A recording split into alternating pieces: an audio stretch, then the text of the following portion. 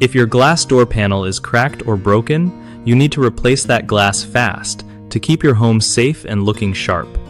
So, first off, you want to measure the glass panel super carefully to make sure you get the right size replacement.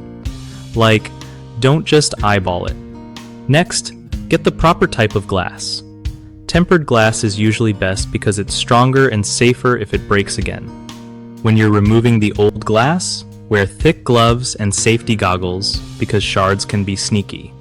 Take out any putty or glazing points, holding the glass in place gently so you don't damage the door frame.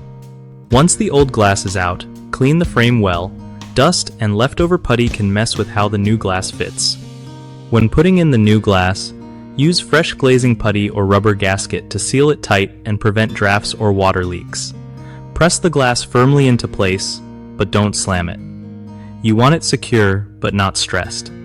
Last, let the putty dry completely before you mess with the door to avoid loosening the panel.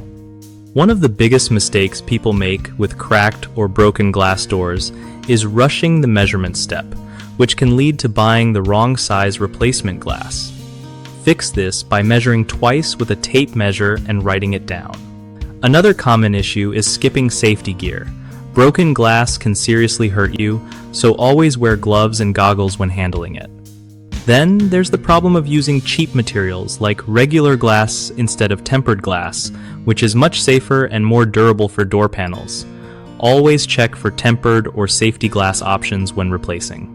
BigHomeProjects.com connects homeowners with trusted local contractors who know how to handle jobs like glass door panel replacements smoothly and safely. Contractors also use BigHomeProjects.com to find new clients and grow their business by showcasing their skills to people who really need help.